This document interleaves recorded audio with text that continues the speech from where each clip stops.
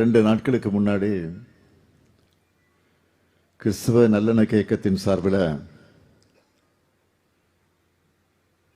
நெல்லையில் நம்முடைய அருமை சகோதரர் இனிகோ அவர்கள் நடத்திய மனிதநேய மகத்துவ கிறிஸ்மஸ்ல பங்கேற்ற மகிழ்ச்சியை 2 மடங்கா ஆக்குகிற வகையில் கழக சிறுபான்மை நல உரிமை பிரிவின் மூலமா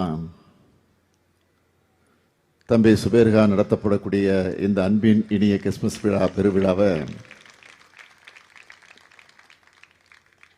கொளத்தூர் தொகுதியில், மன்னிக்கணும், என்னுடைய கொளத்தூர் தொகுதியில்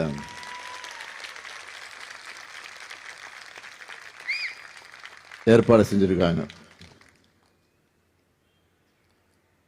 கிறிஸ்துமஸ் என்பது எல்லாருக்கும் மகிழ்ச்சி தரக்கூடிய நாள், அன்பை பரிமாறிக்கொள்ளக்கூடிய நாள். அப்படிப்பட்ட இந்த திருநாள் கொண்டாட்டத்தில் 3250 குடும்பங்களுக்கு நலத்திட்ட உதவிகளை வழங்கியிருப்பது எனக்கு மகிழ்ச்சியை தருது. இந்த 4.5 ஆண்டுகளில் 3927 கோயில்களுக்கு குடமுழுக்கு செஞ்சு நம்ம திராவிட மாடலுடைய ஆட்சிக்கு பெருமை சேர்த்திருக்கக்கூடிய மாண்புமிகு அமைச்சர் சேகர்பாபு அவர்கள் தமிழ்நாட்டோட சமத்துவத்தின் அடையாளமா, சகோதரத்தினுடைய அடையாளமா இந்த நிகழ்ச்சியை சிறப்பா நடத்திக்கிட்டு இருக்காரு. இந்த உணர்வு எல்லா மக்களோட உள்ளங்களையும் பரவணும். நெல்லையில் நடந்த கிறிஸ்துமஸ் நிகழ்ச்சியில் பேசினப்போ நம்ம திராவிட மாடல் அரசு சிறுபான்மையினருக்கு செஞ்சிருக்கக்கூடிய திட்டங்களை எடுத்து சொல்லி அதற்கு பின்னால் சில அறிவிப்புகளை, 4 முக்கியமான அறிவிப்புகளை நான் வெளியிட்டேன். அந்த நிகழ்ச்சிக்கு பிறகு அந்த நிகழ்ச்சியை பற்றி பேசின நிறைய பேர் எங்களுடைய தேவைகளை எல்லாம், கோரிக்கைகளை வைப்பதற்கு முன்னாலேயே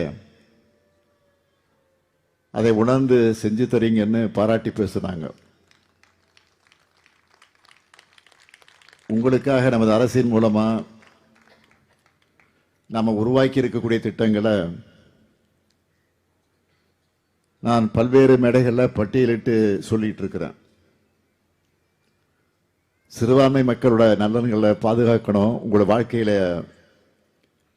ஒளி நிலை பெறணும், பார்த்து திட்டங்களை செஞ்சுக்கிட்டு இருக்கிறோம். அதில் சிலவற்றை மட்டும் ஹைலைட்டா சுருக்கமா சொல்ல விரும்புகிறேன். கல்வி எனும் பேராயுதத்தை அனைவர்கிட்டையும் கொண்டு போய் சேர்க்கணும், எல்லாரையும் வளர்த்தெடுக்கணும்னு கல்விக்காக நாம எவ்வளவு திட்டங்களை, முன்னெடுப்புகளை செஞ்சுட்டு இருக்கோம்னு உங்களுக்கு நல்லா தெரியும். அதோட தொடர்ச்சியா சிறுபான்மையின கல்லூரி மாணவர்களுடைய நலன் கருதி சென்னை மற்றும் கோவை மாவட்டங்களில் 130 மாணவர்கள் பயனடையக்கூடிய அளவுக்கு புதிய விடுதிகளை தொடங்கி இருக்கிறோம். சிறுபான்மையின மாணவ மாணவிகளுக்காக 14 கல்லூரி விடுதிகளில் நூலகம், உடற்பயிற்சி கருவிகள், விளையாட்டு கருவிகள், இப்படி பலவற்றை ஏற்படுத்தியிருப்பதோடு அந்த மாணவர்களுடைய தனித்திறன் மற்றும் ஆங்கில பேச்சாற்றலை உயர்த்தணும் என்கிற அந்த பயிற்சியை நிறைய செஞ்சுக்கிட்டு இருக்கிறோம். மாணவ மாணவியருடைய விடுதிகளில் தங்கி படிக்க அவங்களுடைய பெற்றோர்களுக்கான ஆண்டு வருமான உச்ச வரம்பையும்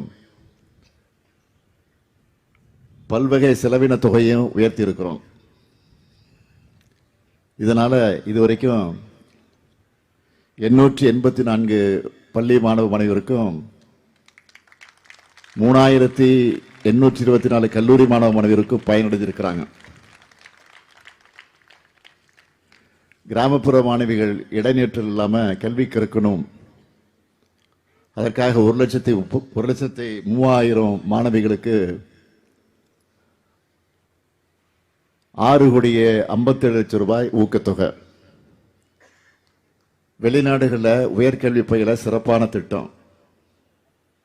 1ஆம் வகுப்பு முதல் 8ஆம் வகுப்பு வரை படிக்கிற 90,723 மாணவிகளுக்கு 1000 ரூபாய் கல்வி உதவித்தொகை. சிறுபான்மையினால் நடத்தப்படக்கூடிய 456 கல்வி நிறுவனங்களுக்கு நிரந்தர அந்தஸ்து சான்றிதழ்களை வழங்கியிருக்கிறோம். பொருளாதாரத்தில் பின்தங்கின சிறுபான்மையின பெண்கள் முன்னேற்றம் அடைகிறதுக்காக 1000 பேருக்கு தையல் இயந்திரங்கள் வழங்கியிருக்கிறோம். தமிழ்நாட்டில் இருக்கிற கிறிஸ்துவ மக்கள் ஜெருசலேமிற்கு புனித பயணம் செய்வதற்கான மானியத்தை 37,000 ரூபாயாகவும், கன்னியாஸ்திரிகளுக்கு 60,000 ரூபாயாகவும் உயர்த்தி இருக்கிறோம். 2,87,00,000 ரூபாய் மதிப்பீட்டில் 44 தேவாலயங்களை புனரமைச்சிருக்கிறோம். சென்னை மாவட்டத்தில் வெஸ்ட்லி தேவாலயத்தை 1,19,00,000 ரூபாயில புனரமைச்சிருக்கிறோம். புனித தோமையர்மலை தேவாலயத்தை 1,49,00,000 ரூபாய் செலவில் புனரமைச்சுக்கிட்டு இருக்கிறோம். சென்னையில் இருக்கிற உங்களுக்கு கல்லறை தோட்டங்களில் நிலவக்கூடிய பிரச்சனைகளை பற்றி நல்லா தெரியும். அதனால தான் நம்ம அரசில் கிறிஸ்தவர்களுக்கான அடக்கஸ்தலங்கள் அமைக்க புதிய நிலம் கையகப்படுத்தப்படும். சென்னையில் ஏற்கனவே இருக்கிற அடக்கஸ்தலங்களில் மீண்டும் அடக்கம் செய்யறதுக்கு இருந்த நிபந்தனைகளையும் தளர்த்தி இருக்கிறோம். அது மட்டுமல்ல, 19 கல்லறை தோட்டங்களை புனரமைச்சிருக்கிறோம். திருநெல்வேலி, தேனி, ராமநாதபுரம் மற்றும் திண்டுக்கல் உள்ளிட்ட 13 மாவட்டங்களில் கல்லறை தோட்டங்களுக்கு சுற்றுச்சுவரை அமைக்க 5 கோடி ரூபாய் நிதியை விடுவிச்சிருக்கிறோம். இப்படி என்னால் பல மணி நேரத்துக்கு லிஸ்ட் போட்டு சொல்லிக்கிட்டே போக முடியும். அந்த அளவுக்கு செஞ்சிருக்கிறோம்.